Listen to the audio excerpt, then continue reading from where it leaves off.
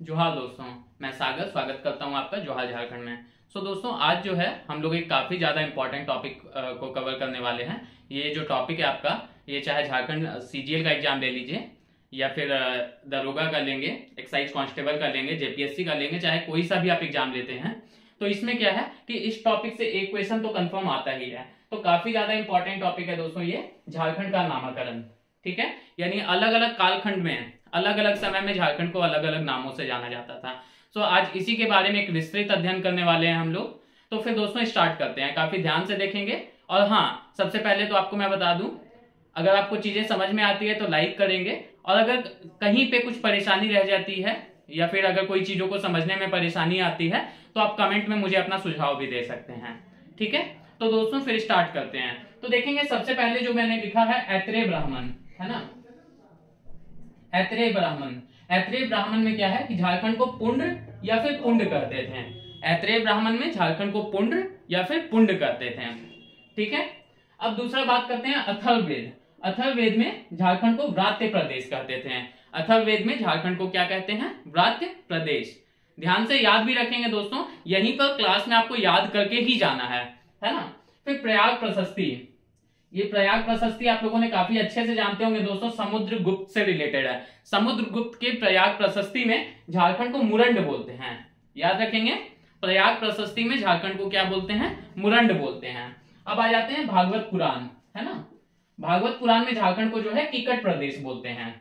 भागवत पुराण में झारखंड को किकट प्रदेश के नाम से जाना जाता था, याद रखेंगे दोस्तों, भागवत पुराण किकट प्रदेश।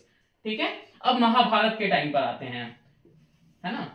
दोस्तों आपको मैं बता दूं, झारखंड का जो इतिहास है ना वो काफी ज्यादा पुराना है। महाभारत के कालखंड में भी झारखंड को अलग नामों से जाना जाता था। अब महाभारत के काल में झारखंड को क्या है, हम लोग पुंडरिक या फिर पशुभूमि बोलते थे। महाभारत में झारखंड को पुंडरिक या पशुभूमि बोला जाता है ना। अब 13वीं सदी के ताम्रपत्र, है ना। तो दोस्तों इसके बारे आपको मैं बता दूं, झारखंड के बारे में सबसे पहला अगर कोई जानकारी मिलता है, लिखित जानकारी, तो यही है दोस्तों, है ना। झारखंड के बारे में सबसे पहली जानकारी जिसमें झारखंड को झारखंड नाम से जाना गया है, ये है 13वीं सदी का ताम्रपत्र। तो 13वीं सदी के ताम्रपत्र में झारखंड को झारखंड बोलते थे। अब दोस्तों यहां पर आप देख रहे होंगे कि मैंने कुछ भी नहीं लिखा है। तारीखे फिरोजशाही में भी झारखंड को झारखंड ही बोलते थे, याद रखेंगे। तारीखे फिरोजशाही में झारखंड को झारखंड ही बोलते थे, है ना। तारीखे फिरोजशाही में झारखंड को झारखंड बोलते हैं। उसके बाद तारीखे बांग्ला में भी झारखंड बोलते हैं, और सियाल उल मुत्खरीन में भी झारखंड को झारखंड नाम से ही जाना जाता है। तो झारखंड नाम से दोस्तों आप लोग याद रखेंगे कि 13वीं सदी के ताम्रपत्र में झारखंड को झारखंड बोलते हैं, तारीखे फिरोजशाही में भी झारखंड को झारखंड नाम से ही जाना जाता है, तारीखे बांग्ला में भी झारखंड को झारखंड नाम से जाना जाता है, और सियाल उल मुत्खरीन में भी झारखंड को झारखंड नाम से ही जाना जाता है। ठीक है, अब दोस्तों यहां पर आ जाएंगे तो पद्मावत। पद्मावत मूवी दोस्तों कहीं ना कहीं काफी एक सुप्रसिद्ध मूवी है ना। और पद्मावत के बारे में आप लोग काफी अच्छे से जानते भी होंगे। तो पद्मावत जो साहित्य है ये किसके द्वारा लिखा गया, आप कमेंट करके मुझे बताएंगे दोस्तों। और याद रखने के लिए मैं आपको बता दूं, पद्मावत जो है मलिक मोहम्मद जायसी के द्वारा लिखा गया है ना। पद्मावत में भी झारखंड को झारखंड ही बोलते हैं, और अकबरनामा में भी झारखंड का नाम झारखंड ही मिलता है। दोस्तों आप लोग कमेंट करके मुझे बताएंगे, जैसे मैंने आपको बता दिया कि पद्मावत जो है, पद्मावत मलिक मोहम्मद जायसी के द्वारा लिखा हुआ है ना। तो इसी तरीके से आप मुझे कमेंट करके बताएंगे अकबरनामा जो है, अकबरनामा किसके द्वारा लिखा गया है। ठीक है दोस्तों, ये आपका होमवर्क रहा, आप कमेंट करके मुझे बताएंगे, और अगर आप नहीं बता पाते हैं तो मैं इसका जवाब आपको कल दूंगा। ठीक है, अब दोस्तों बात करते हैं आईने अकबरी, है ना। आईने अकबरी में झारखंड को कोकरा या खंकरा कहते थे। आईने अकबरी में झारखंड को कोकरा या खंकरा कहते थे। ठीक है, अब आ जाते हैं टॉलमी, है ना। तो टॉलमी जो है, टॉलमी झारखंड को मुंडल नाम से संबोधित करता था।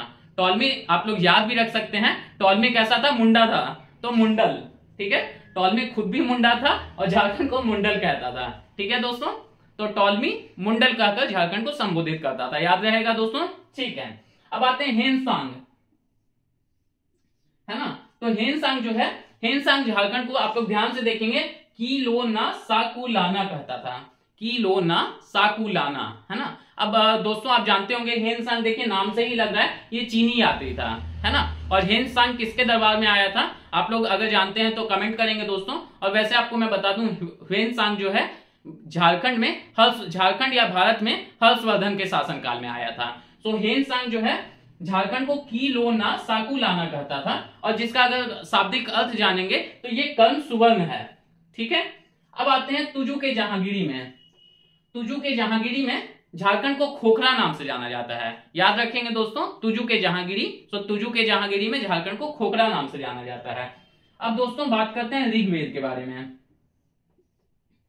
दोस्तों आप लोग खुद से मुझे कमेंट भी करके बताएंगे ऋग्वेद में कितने मंडल हैं और कितने सूक्त हैं, ठीक है। कहीं ना कहीं ये सारे छोटे छोटे क्वेश्चंस हैं दोस्तों, लेकिन काफी ज्यादा एग्जाम की दृष्टि से महत्वपूर्ण हो जाते हैं। यही छोटी चीजें अगर हमें आती है तो एग्जाम में ये कभी ना कभी 1 नंबर हमें दिला देगा, और नहीं आता है तो फिर दोस्तों यही छोटी छोटी चीजों के कारण निगेटिव मार्किंग भी हो जाता है। तो ऋग्वेद में झारखंड को किकट प्रदेश कहते थे। दोस्तों याद रखेंगे, कमेंट में टाइप करना है कि ऋग्वेद में कितने मंडल हैं, कितने सूक्त हैं, ठीक है, और ऋग्वेद के अध्ययनकर्ता को क्या कहते थे। तो छोटी छोटी जो जानकारी है दोस्तों ये आप लोग मुझे बताएंगे, और अगली बार जब मैं वीडियो बनाऊंगा अगर आपका कमेंट नहीं होता है या फिर अगर आपको चीजें नहीं आती है तो मैं आपको अगली बार वीडियो में सारी चीजें बताऊंगा भी, ठीक है। तो ऋग्वेद में किकट प्रदेश बोलते थे। अब आ जाते हैं दोस्तों वायु पुराण में। तो वायु पुराण में झारखंड को मुरंड के नाम से जाना जाता था, ठीक है दोस्तों। वायु पुराण में झारखंड को मुरंड के नाम से जाना जाता था। इसके बाद विष्णु पुराण। विष्णु पुराण में झारखंड को मुंड कहते थे। विष्णु पुराण में झारखंड को क्या बोलते हैं दोस्तों, मुंड बोलते हैं, ठीक है। अब इसके बाद आते हैं पूर्व मध्यकालीन सांस्कृतिक इतिहास। पूर्व मध्यकालीन जो सांस्कृतिक इतिहास हमें मिलता है उसमें झारखंड को कालिंद देश कहते हैं, ठीक है। अब कबीर के दोहे, कबीर जो है दोस्तों आप जानते होंगे, कबीर काफी ज्यादा एक सुप्रसिद्ध संत हैं हमारे। सो कबीर भी अपने दोहों में झारखंड का वर्णन करते हैं, और ये झारखंड को झारखंड कहकर ही संबोधित करते हैं। सो कबीर के दोहे में झारखंड को झारखंड ही कहते हैं, ठीक है। और काफी सारे कबीर के दोहे आप लोग सुने भी होंगे दोस्तों, बचपन में पढ़ाई भी करा होगा। सो कबीर अपने दोहे में झारखंड को झारखंड कहकर ही संबोधित करते थे। अब आते हैं दोस्तों नरसिंह वर्मन द्वितीय के ताम्रपत्र में, है ना। तो नरसिंह वर्मन द्वितीय के ताम्रपत्र में झारखंड को इस समय भी झारखंड ही कहा जाता था, ठीक है दोस्तों। अब इसके बाद आते हैं कौटिल्य के अर्थशास्त्र के बारे में, है ना। सो कौटिल्य कहीं ना कहीं आप लोग काफी अच्छे से जानते होंगे दोस्तों, कौटिल्य को जिसका एक अन्य नाम विष्णुगुप्त भी था। और ये कौटिल्य कौन है और भारत के इतिहास से किस तरीके से रिलेटेड है ये आप मुझे बताएंगे दोस्तों। बाकी थोड़ा सा मैं आपको हिंट दे देता हूं, कौटिल्य जो है चंद्रगुप्त प्रथम या फिर चंद्रगुप्त मौर्य जिसको बोलते हैं, तो चंद्रगुप्त मौर्य का प्रधानमंत्री था, ठीक है। और मौर्य साम्राज्य की स्थापना में कौटिल्य या फिर विष्णुगुप्त ने काफी अहम भूमिका निभाई थी, है ना। सो कौटिल्य ने अपने अर्थशास्त्र में झारखंड को कुकुट या कुकुट देश कहा है, ठीक है। सो कौटिल्य ने अपने अर्थशास्त्र में झारखंड को कुकुट या कुकुट देश कहा है। अब देखेंगे दोस्तों फाहियान, है ना। तो चंद्रगुप्त मौर्य जो मैंने आपको बताया, चंद्रगुप्त प्रथम या चंद्रगुप्त मौर्य, तो चंद्रगुप्त मौर्य के ही शासनकाल में फाहियान भारत आया था। तो देखेंगे दोस्तों काफी ज्यादा समानता है, जैसे कौटिल्य ने कुकुट या कुकुट देश कहा है तो फाहियान ने जो है कुकुट लाट कहा है, ठीक है दोस्तों। फाहियान ने क्या कहा है, कुकुट लाट कहा है, ठीक है। अब दोस्तों एक बार आपको मैं बता दूं, थोड़ा सा एक बार रिवाइज भी कर लेते हैं, झारखंड को झारखंड कहां कहां पर कहते हैं एक बार देख लेंगे दोस्तों। 13वीं सदी के ताम्रपत्र में, तारीख फिरोजशाही में, तारीख बंगला में, सियाल उल मुतखरीन में, ठीक है। अब यहां पर आ जाएंगे तो कबीर के दोहे में, पद्मावत में, अकबरनामा में, नरसिंह वर्मन द्वितीय के ताम्रपत्र में, ठीक है। और हाँ सब्सक्राइब भी कर लो यार चैनल को। हाँ बिल्कुल मैं तुम्ही से बात कर रहा हूं, अगल बगल मत देखो, तुम्ही को बोल रहा हूं, सब्सक्राइब भी कर लो साथ साथ में, है ना। मैं काफी सारा आपको एंगेजिंग कंटेंट भी प्रोवाइड कर रहा हूं जो एग्जाम ओरिएंटेड है, तो इस चीजों के साथ बने रहो, चैनल को सब्सक्राइब भी कर लो, लाइक भी करेंगे। और बाकी फिर मैं आगे कंटिन्यू करता हूं। मुगल काल में आते हैं। तो मुगल काल में दोस्तों झारखंड को खुखरा या खोखरा कहते थे। याद रखेंगे दोस्तों तीनों नाम जो है एक जैसा ही है, खुखरा आप याद रखिए, है ना। इससे रिलेटेड जो दिखेगा मुगल काल में खुखरा बोलते थे, ठीक है। मुगल काल में झारखंड को खुखरा नाम से जाना जाता था।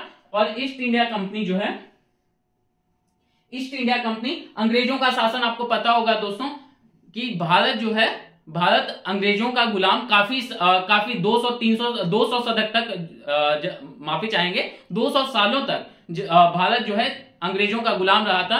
और इस समय झारखंड भी इन सारी चीजों से अछूता नहीं था। तो दोस्तों आगे जब मैं आपको पढ़ाऊंगा तो उस समय जनजातीय विद्रोह भी मैं आपको बताऊंगा कि झारखंड में अंग्रेजों का क्या रवैया था, और उसके विरोध में झारखंड के जो जनजाति हैं, जो आदिवासी हैं, या फिर जो नॉर्मल, अगर मैं बात करूं कि जो नॉर्मल जनता थी, उन लोगों का किस तरीके से विद्रोह हुआ, किस तरीके से उन्होंने विरोध किया या बर्ताव किया अंग्रेजों के शासन का, है ना। तो ये सारी चीजें, परेशान नहीं होंगे दोस्तों, मैं आगे धीरे धीरे करके आपके लिए कवर करूंगा, है ना।